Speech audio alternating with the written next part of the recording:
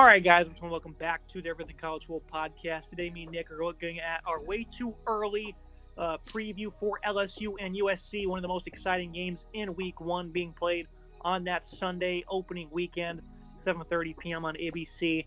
From Las Vegas, Nevada, in Allegiant Stadium, Tigers right now 6-point favorites, a high mark of 66.5. There's plenty of questions we are going to talk about here, Nick. But first, what an interesting matchup we have here. USC, they tried to play Alabama a couple years ago. That one ended up getting canceled. And here they are, with these conference expansions and whatnot. Everyone has an incredibly more difficult schedule now. So to go out of your way and schedule a non-conference like this and to keep it on the docket, it's incredibly bold for both of these schools. And I'm glad that we're doing this here in Week 1 out in the desert. This is going to be an interesting matchup any way you look at it, especially with the pedigree these teams have had the last couple of years with individual accolades, and then kind of the teams disappointing in their own right. What a bold statement it is for these two teams to stick with this matchup, though. I think it's a fantastic matchup, and it's good for college football when two teams play each other in a massive matchup to kick off the season. We saw it last year where LSU went out and played the second half of basically a home-and-home with Florida State. They played Florida State 2 years ago down in New Orleans. They played them this past season in Orlando, and now making it 3 years in a row playing a top marquee program, this time out in Las Vegas. Again, sort of a neutral site, but close to LA, about a 3-hour drive, so there should be a large fan support down there in Allegiant Stadium, a fantastic stadium, a great venue. I think this is great for the sport, right? You get your heavy hitters, and with the expanded playoff now, teams can afford to lose early on. In previous years, in the BCS with the 2-team system and then the 4-team system, a loss early in your season could certainly derail you and put you in a tough spot, especially in the 2-team BCS. But in the 4-team as well, it could really hurt you if you lose early on.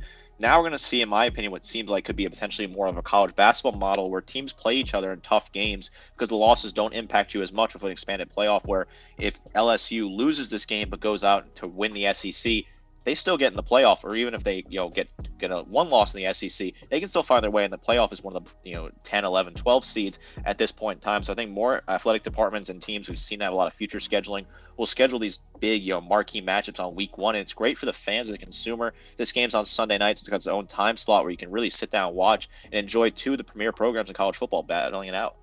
And of course, the first question we're going to talk about, who do we think is better equipped to replace their respective Heisman Trophy winner, Caleb Williams and Jaden Daniels, the last 2 years taking home college football's top individual honor, going 1-2 in the NFL draft. I mean, you don't get any better than that, Nick. Those two players were phenomenal for their respective programs. And now you turn around to the future, and you got Miller Moss, who looked great in the bowl game, and then Garrett Nussmeier. The thing about these two prospects is they have both waited their turn. In the day and age where you transfer out, the minute you're not named the starter, these guys have stuck around at their schools. I think they're both going into their third year now.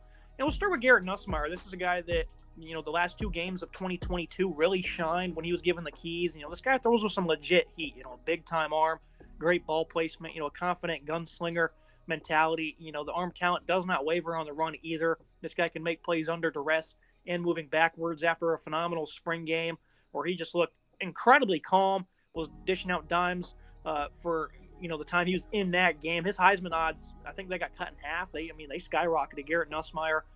Some people felt there was a bit of a quarterback battle last year going into the season. We personally didn't feel that way, but we definitely entertained it, Nick, because there was a good amount of chatter of that. No controversy now as Nussmeier is going to get the keys to this offense. I think a lot of people are excited for what he can do, especially, again, with those 2 games he played in 2022. This guy was phenomenal. Garrett Nussmeier is a very exciting prospect. Comes from great football family. Doug Nussmeier, his father, previously was an offensive coordinator at Washington, at Alabama under Nick Saban, at Michigan, at Florida as well, and has spent the last, about 10 years or so in the pros working as quarterback coaches with Dallas Cowboys, the Chargers, and now the Eagles, where he just took that job. So coming from great football lineage in that regard, I like Nussmeier a lot. I think he's a really talented quarterback, a high-level 4-star out of high school, coming out of Texas, committed to LSU. I like the frame right around 6'2", 190 to 200, depending on where you get your sources from. I do think that's a solid frame. Nussmeier, he came in small appearances last year. Came in for relief for Daniels occasionally based off injuries or late in the game. had a decent run in my opinion. I think he's a very accurate quarterback, looks good in the pocket. I like the way that arm motion works. I think he's a very strong arm, really high football IQ. You're obviously learning from his father, a former quarterback.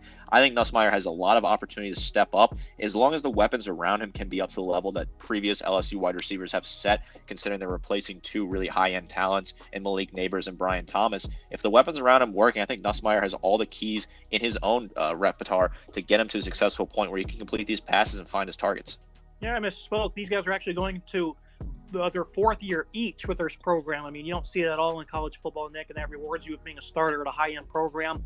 Miller Moss, going into that game against Louisville, obviously, as a USC fan, I really didn't care to watch it. I really thought how they finished the back half of the season was just, atrocious. And, you lost your best player in Caleb Williams, who did so much for this team. And it was a great opportunity for Miller Moss, though, and I think he understood that, and that's why he played such a magnificent game. This is a game I thought USC would get blown out in, and instead they completely flipped the narrative of this program. The defense played a good game, but more importantly, the offense got to showcase its future stars. Miller Moss completed 70% for 372, 6 touchdowns, and then his 1 interception was right there at the goal line, knocking on the door of almost 7 passing touchdowns, Nick. Moss was great, showed, the ability to be creative with his arm in different angles, showed great confidence. He was able to make some good plays under pressure as well. I mean, this guy was just balling out for USC. Did make that one mistake there at the goal line. No biggie, right? Because this guy was playing so good. He hadn't played much in his career. So for him to be able to have that kind of chemistry of, a young group of wide receivers in a bowl game, it was highly impressive, Nick. And obviously you can talk about, maybe Louisville didn't really show up for that game, this and that. I don't think it really matters. When you play that good, there's something to be said about that. Miller Moss waited his turn. They did add Jaden Maiva in the transfer portal, who's going to be there waiting if Moss, doesn't perform. He didn't look great in the spring game by any means. But against Louisville late in December, Nick, this guy was flat out dominant, and it led to a lot of excitement within the program. Miller Moss is a very exciting prospect. When you look at Garrett Nussmeier, I felt like he was kind of a known quantity. Like you said, deep in SEC country, there was some rumors and rumbling that there might have been a quarterback competition between Nussmeier and Daniels. Some people were really high on him. He's really had a high stock for a while. Miller Moss, on the other hand, had a pretty low profile, was kind of kept secret behind Caleb Williams. There wasn't a whole lot of conversation about him despite being a high-level 4-star recruit out of California. I had low expectations in the bowl game. I thought he'd play a little bit better than you did. I thought USC would play a little bit better than you did, but they ended up blowing out either of our expectations and absolutely dominating the Holiday Bowl. And Miller Moss turned himself into a household name overnight. I like the tool set with him. Again, very similar to Nussmeier, right? 6'2", 200 pounds. They're both in that same sort of frame. I like the arm strength both having. Miller Moss is a very talented player with nice accuracy, a high-level 4-star to high school. Has all the tools to work with, going to have a nice receiving core around him to throw to, some nice weapons in his offense for him to throw to. I think he's got a good offensive line in front of him. I think both quarterbacks have good offensive line play in front of them. I like Moss a lot here to be a really solid player in the pocket. I think his field vision is very good. Obviously, going to have a great season of practice in the offseason, working with his head coach, Lincoln Riley, kind of develop his skills and get him ready for this moment. This is a big opportunity. These two defenses are a little weak. They were weak last year. So we get a high-scoring affair here out in Vegas. That's why the total is probably pretty high at 66.5. I like Moss to have a really good day. Yeah, I mean, you've seen what quarterbacks can do in just their first year under Lincoln Riley, a guy who's entering now his third offseason with Lincoln Riley. I mean, there's going to be a lot of improvement that's going to be showcased. There was just more than that one game. And that, again, leads us back to the original question, Nick. Who do you think is better equipped here to replace their Heisman Trophy winner? You think it's a bit of a scratch and it's kind of even? Personally, I think Nussmeier, he's got a lot more potential than Moss does. But working with Lincoln Riley kind of makes it even, I would say, even though Nussmeier, I think, is clearly the more talented player. I'll play devil's advocate. I'll take Moss here. I think the system really benefits him greatly. I think he's plugging into a system that's going to be ready-made for quarterbacks. We've seen it with Baker Mayfield, Kyler Murray, and Caleb Williams, that you can turn into a star with Lincoln Riley calling your plays and setting it up for you. I think Miller Moss has a high potential, high ceiling here, and he could really thrive in this system. Looking at the next question here that we're going to discuss, two teams were, incredibly disappointing on the defensive side of the ball. I think LSU, the expectations were much higher, but for USC, we certainly felt that they would take some adequate steps after a tough first year under Riley that ended up, being the downfall for them when they lost to Utah twice, which prevented them from having a college football playoff appearance. 119th in total defense. They were just abysmal in all areas. Not much really changed one bit. I mean, the secondary, they always take bad angles. Tackling was incredibly poor from a weekly basis. The run defense was no good. Didn't matter who they faced, they were going to give up big yards. There was a stretch where they were giving up 230 yards a game for a couple of weeks on end.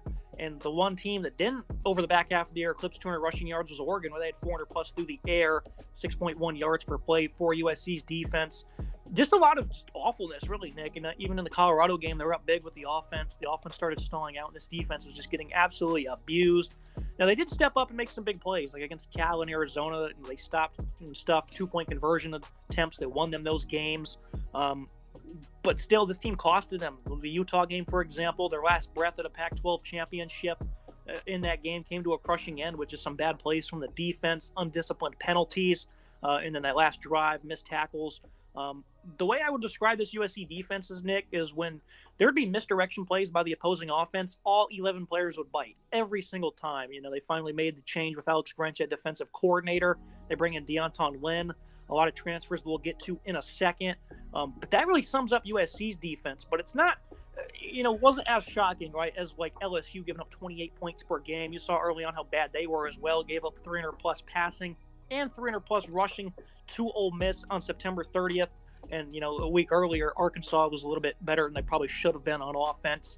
You've seen what Jordan Travis and Keon Coleman did in week one against the secondary, which we expected to be a weak point. But with the middle of their defense and the D-line they had, they should not have been this poor against the run. They gave up, almost 2,100 yards, per game, 161 margin. Isn't the worst, I guess. But, if you watch them, you saw the story. They gave up 24 touchdowns. Alabama ran for 288 and 6 scores. And this is just not a defense you could trust to get off the field. Obviously, Harold Perkins made a bit of a transition. I think that's certainly beneficial for him, and I think he'll certainly relish in being more of a traditional linebacker this upcoming season. But overall, Nick, this was an incredibly talented D-line. I said it was the nation's best, and they didn't look like it one bit. This LSU defense was very frustrating. Perkins looked out of position in the early games, especially against Florida State. He seemed totally lost out there, struggled in the early part of the season, got better as the season went on, and obviously his returning production is great, right? Second half of the season, 75 total tackles, 13 tackles for loss, 5.5 sacks, plus 5 pass breakups were his total numbers. Perkins, a very talented player, just like I said, felt lost, seemed like it was a little weird for him, didn't really like that he was having a good season at all. 28 points per game given up. This LSU defense, opponents had an 89% success rate in the red zone when scoring, which similar to USC, who had a 91.91% success rate for opponents scoring in the red zone. These two red zone defenses were very poor, could not get the stops. USC had better success getting stops on 2-point conversions, but they really were giving up a lot of touchdowns in the red zone, which was really a tough issue for that team. I look at the stats across the board, at 28 points per game for LSU, 34.5 for USC. Just a gross number when you look at it. They really struggled. 4.79 yards per attempt on the ground. Offenses got against USC 4.53 for opponents against LSU. The numbers are just gross across the board. You're really comparing two bad defenses. LSU, I think, has a better defensive feeling right now because they're returning a lot of talent, especially at the linebacking group. And then you look at the secondary, they return their leading tackler in Major Burns, a guy who's good veteran leadership. And then obviously Harold Perkins comes back and he can really add that dynamic impact to the game if he's playing at full strength. But both these defenses are very poor. I expect the offenses to have a good day. And they're just struggle units. They have to really work on this offseason because they've held these two schools back. If LSU's defense was a bit stronger last year, they could have potentially won the SEC West. They ended up losing to Alabama as well as Ole Miss. And then you look at USC, that defense cost them in so many games. It's hard to keep track of. Very disappointing for both defensive units.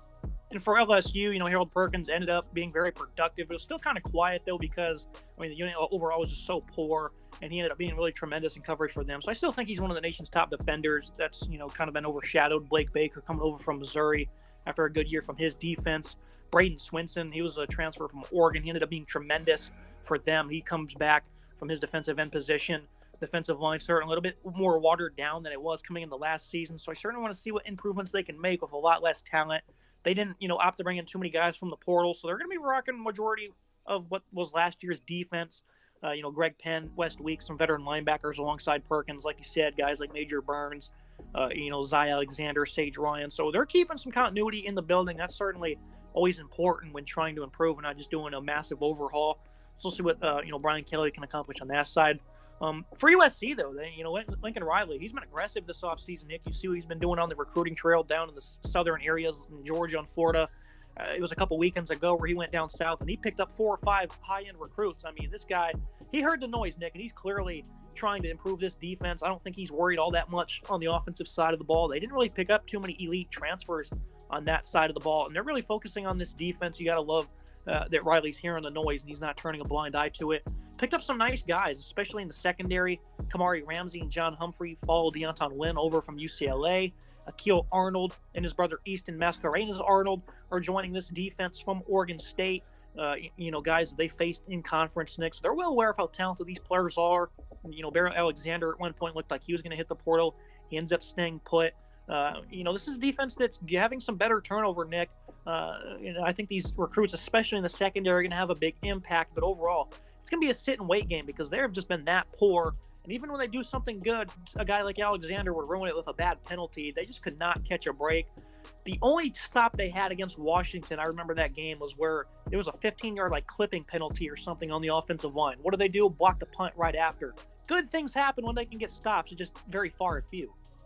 Right, this is a defense that has the potential to be good, I think, for this team. I think Lincoln Riley's heard the noise, like you said. They had to hear the noise at this point, right? You really can't be him and tune out all that noise. This defense was just absolutely poor across the board. You had to go out and make some moves. They're making better recruit, trying to build in the trenches. They brought in a great defensive coordinator, in my opinion, who could really add to this team, which is really important at this moment in time. But overall, this is a team on defense that really needs to continue to work. Lincoln Riley has a lot to prove, in my opinion, because these defenses are still going to hold this team back. They have to be stronger this year. They have to build from within. Some of the transfers didn't work out. Barrett Alexander didn't really work out for USC. He was a big name that I was excited about. They've avoided getting the splashy names, kind of building with reliable guys who can consistently, deliver on defense for you. That's what they got to do. Build up in the trenches and be competitive in the Big Ten. In the spring game, you saw a lot more athleticism from this defense, a lot more length in the secondary. Deonton Wynn, of course, really unlocked that UCLA D-line this past season. I thought it was the nation's best, personally. And their secondary also made a lot of waves. This is a defense that certainly has a lot more talent and better coaching as well. The talent wasn't all that great, but neither was the coaching. So it was just bad for USC on this side of the ball. And I certainly think that these are two units that, again, they significantly disappointed. With Heisman Trophy quarterbacks, Nick, that's certainly not great for these programs, certainly underperformed. Looking to the next question, I'll go ahead and, finish off number 2. Where do you think the confidence is right now for both of these units? Because we talked about the positives for USC. For LSU, they're bringing in a new guy as well with some veteran players. Is the confidence high for both of these units, somewhere in the middle? Or, what are your thoughts on that part? I think the confidence is higher for LSU, but I think it's still low for both teams. I think they've made good moves on both sides have made good moves, improving their defenses. But I would still have to feel very confident. If I'm a fan, I have to feel very low confidence in both defense. I think maybe the coaching staff feels a little bit better. I think LSU has the players in place, guys who just had disappointing seasons who could really step up this year. But both defenses I'm still very concerned about. Now look at the final question here, kind of focusing on this LSU offensive line. Do you think it's, going to be in consideration for being one of the nation's best? I think there's a lot of promise here, especially with Will Campbell, who 2 years in a row has just been a phenomenal pass blocker in this conference, entering his third season. Incredibly hard worker, has great power, strength. This is a good football player. I think he's going to go first round very soon. Incredibly hard worker, like I alluded to. I think the story they told is Will Campbell at a camp earned a scholarship first day from LSU, and his dad told him, don't tell him, don't give it to him, make him continue to earn it. And what do you know? He continued to just be gritty, and he finally got the word that he was being given a scholarship to Baton Rouge.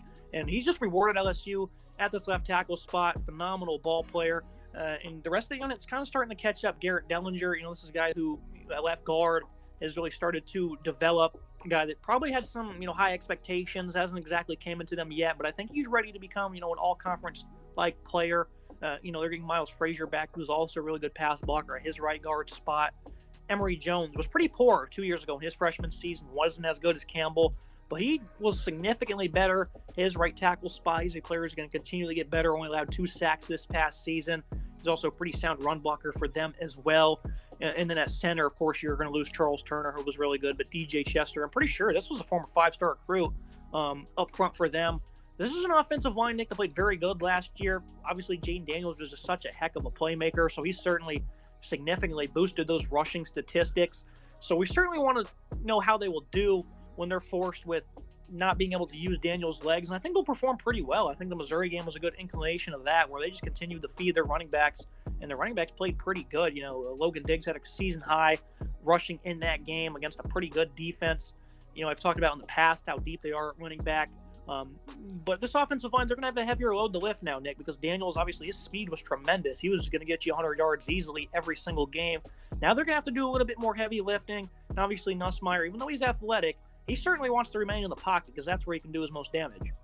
This is an offensive line that I think is a very solid unit. They have some depth concerns, in my opinion. They're lacking a little bit of depth. I think there are some solid players. DJ Chester, like you said, he was a high-end 4-star coming out of Georgia, was the #1 interior offensive line recruit in his class, 6'6", 320, a nice frame. I think he's a really solid interior offensive line piece that can slot in at center. He's your least experienced guy here. The rest of these guys are all at least juniors and seniors. Garrett Dillinger is a great senior leader on the left side with Will Campbell, who continues to get better at left tackle. The two of them form a really strong dynamite left side. Emre Jones has gotten really good on the right side, a very solid player. Then Miles Frazier is another guy that's got good veteran experience at this level so far. I like this offensive line a lot. These are guys that are really solid. This was a good offensive line last year. Nussmeier should stay in the pocket a lot more this year, operate in the pocket, but he can run if he needs to. He does have good legs on him. I think this offensive line will create those opportunities. I like this unit a lot. They're big, they're bulky, they're really good in the trenches. Brian Kelly is known for building up and getting talented offensive line pieces and building up the trenches, and he's been doing that so far at LSU. This is a really deep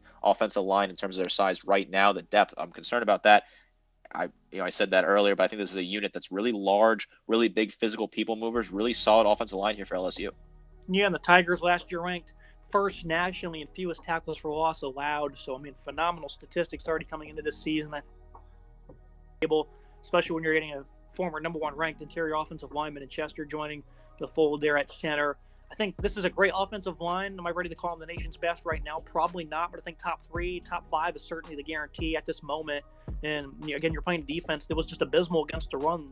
The optimism here is they're going to be overwhelming for the Trojans, Nick. And I think that's going to be the biggest key I'm focusing on right now and, predicting this game down the line. Is this LSU offensive line might just be too much? I think it's certainly a top 5 unit. They have all of the structure to be a top 5 unit in the country. And if this USC defensive line is playing at the same level they were last year, I think they're going to absolutely dominate and create great opportunities. The LSU running game, what are we going to expect out of them? We don't really know how this is going to work in that setup. I have low expectations for them, but I think this running game can be successful. Nussmeier obviously is no Daniels, so he's not going to run a whole lot. Daniels was nearly 1,200 yards on the ground and 10 touchdowns, but we're going to be able to see what we can do. If you have a strong offensive line with you, even if you have mediocre running backs, they'll be able to find holes and get some good yard gain. I think this LSU offensive line could be the difference maker in this game against USC. Right, in years past, that running back depth is something we talk about coming into this season, though it's certainly not as great, and I think it's certainly something you want to consider. You had a few guys graduate, transfer out. One of them got arrested for a crime that we're not going to talk about. But regardless, this is an LSU offensive line that was just phenomenal. I think they're going to continue to grow, and I think this is going to be a really good game, Nick. Obviously, it's probably going to be higher scoring, but we're certainly going to see what these future QBs are made of. This is a great opportunity to get a quick jump on the Heisman race if you want to do what your guys before you were able to accomplish.